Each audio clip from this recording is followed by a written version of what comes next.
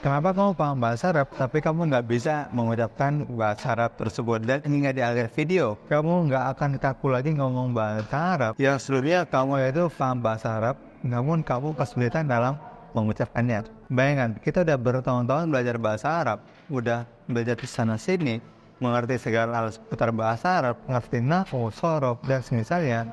Tapi kamu gagal ketika ingin mengucapkannya. Kamu paham bahasa Arab tapi kamu nggak bisa ngomong pakai bahasa Arab. Dan di video kali ini kita akan ngomongin tentang bab 1, latar belakang masalah. Bab 2, kebanyakan belajar dan kurang praktek sehingga lidah kamu tuh kaku untuk mengucapkan bahasa Arab. Dan ketiga, bab 3, kita takut salah ngomong sehingga kita pun takut diledekin sama teman-teman kamu. Dan keempat, kita tidak konsisten belajar dan cepat bosan dalam belajar bahasa Arab. Dan bab kelima yang terakhir adalah kesimpulan. Kita masuk aja ke bab yang pertama, latar belakang masalah. Sekarang kita ngerasa bingung. Kita udah belajar bahasa Arab cukup lama. Kita bisa ngerti teks, bisa baca Quran. Bahkan bisa kalau ada orang yang ngomong pakai bahasa Arab, kita tahu apa yang mereka maksud.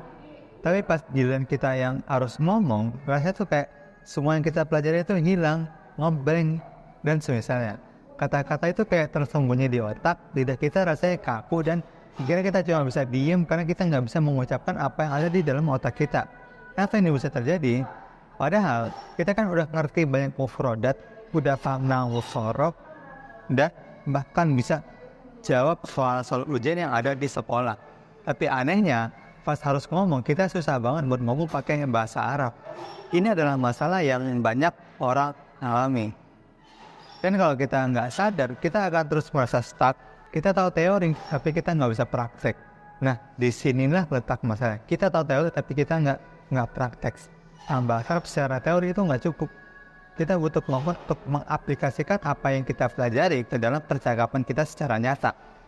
Dan kalau kita ngerasa hal ini jadi penghalang besar, kita ada di tempat yang tepat. Ada di tempat yang tepat, maksudnya di video ini. Di sini aku bakal bantu kamu ngerti kenapa ini bisa terjadi dan tentunya gimana cara ngatasinya biar kamu bisa lebih pede ngomong dalam bahasa Arab.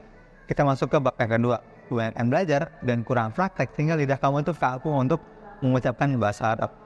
Kamu udah paham banyak soal bahasa Arab, kamu bisa membaca dengan lancar, mendengar dan paham terhadap percakapan, bahkan tahu banyak arti.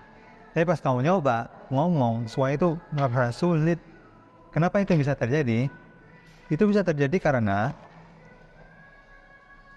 salah satu alasan yang paling umum adalah kurangnya praktek. Kita kebanyakan belajar tapi kita minim praktek. Otak kita udah terbiasa sama kata-kata dan kalimat dalam bahasa Arab, tapi lidah kita belum. Seperti halnya otot yang butuh latihan, lidah kita juga butuh terbiasa untuk bergerak dan mengucapkan bahasa-bahasa Arab. Coba pikirkan ini sebagai latihan fisik ya. Bayangin nih, ini latihan fisik.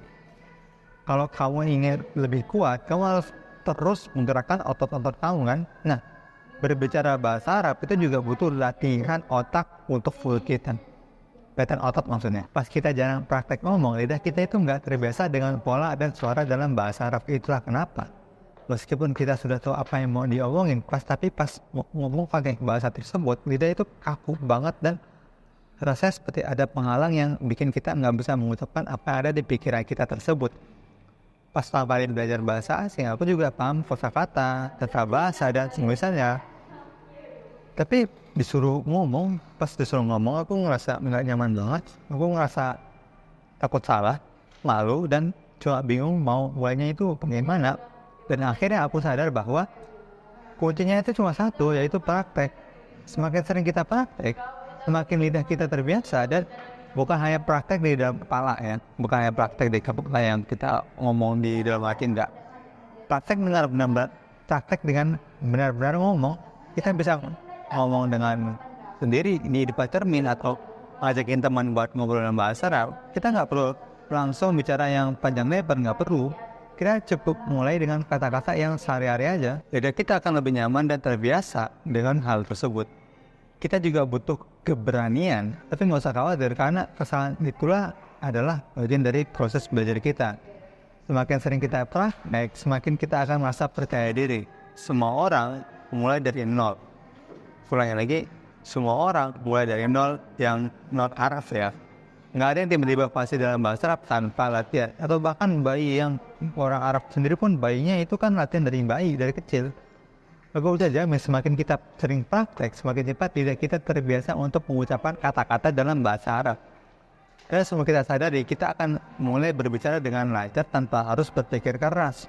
Kita akan merasa lebih natural dan nyaman dalam percakapan. Jangan cuma belajar teori atau mendengar orang lain berbicara, tapi kamu langsung berpartisipasi dengan hal tersebut.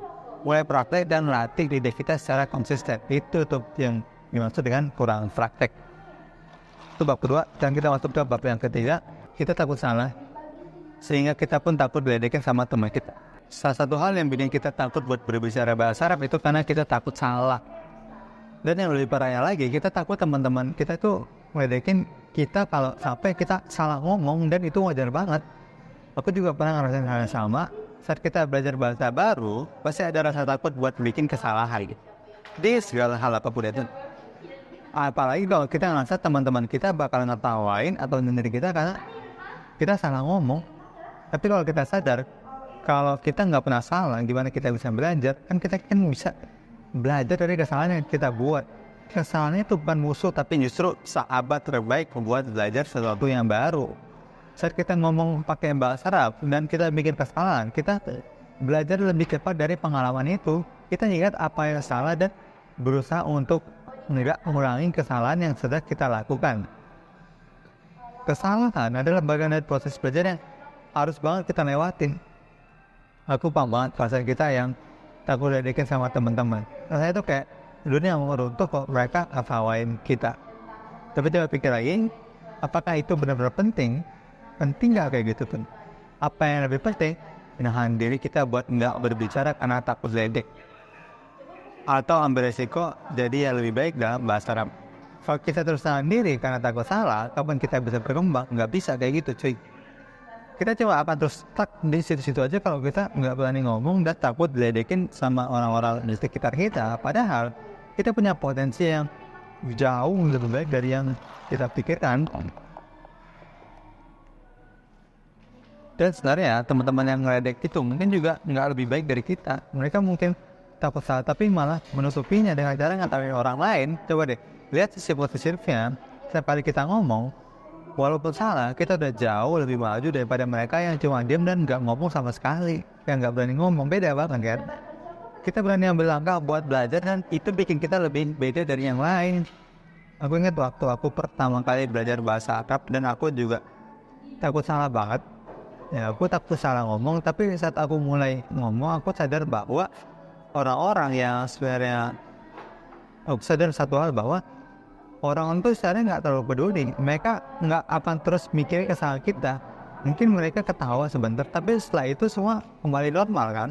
Kita akan tetap dihargai dan karena udah berusaha, kita akan tetap dihargai karena kita tuh udah berusaha. Dan semakin sering kita ngomong, semakin jarang kita bikin kesalahan. Pada akhirnya orang-orang yang awalnya ngeledek kita malah mungkin kagum karena kita berani kita belajar dari kesalahan yang kita buat.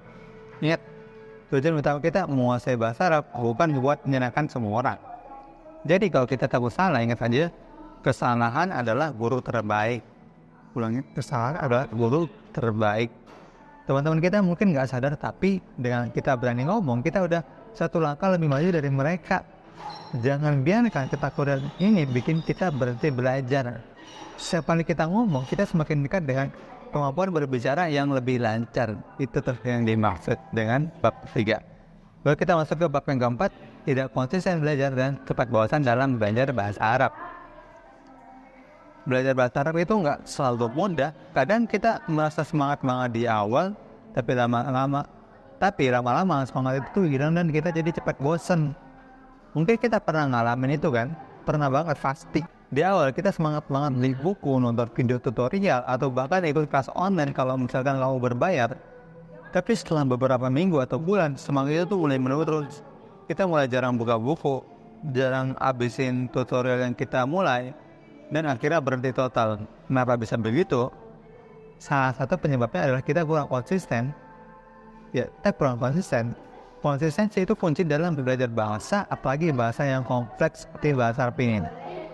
Kalau kita cuma belajar sekali-sekali, hasilnya juga akan setengah-setengah, nggak maksimal.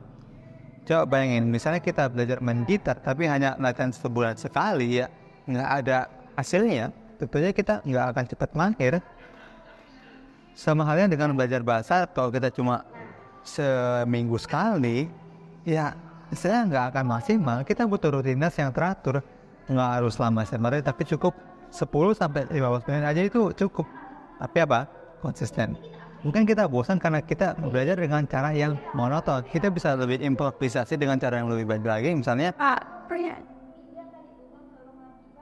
nonton tutorial di YouTube yang lebih menarik, ataupun belajar sama teman yang bikin kita lebih bersemangat lagi dan kita bisa konsisten melakukan hal tersebut.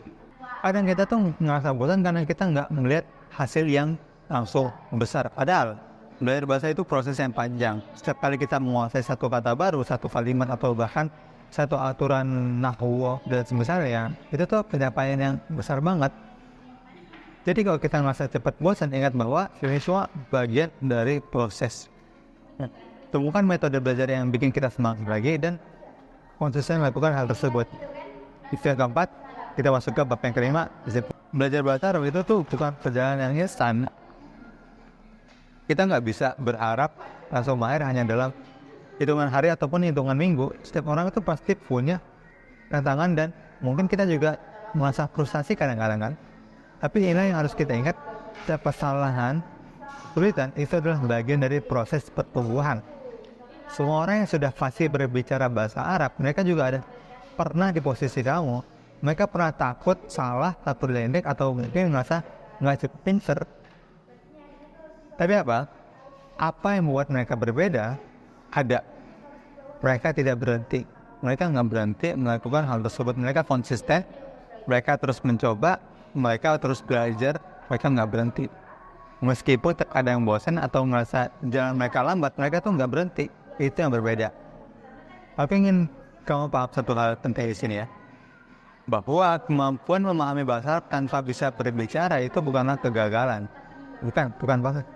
Ini adalah langkah pertama yang sudah kita kuasain yang akan melanjutkan kepada langkah-langkah berikutnya. Kita hanya perlu mendorong dirimu itu sedikit lebih jauh lagi, praktek lebih sering, ngomong lebih sering, membiasakan lidah kita untuk berbicara dengan bunyi-bunyi yang mungkin terasa asing di awal.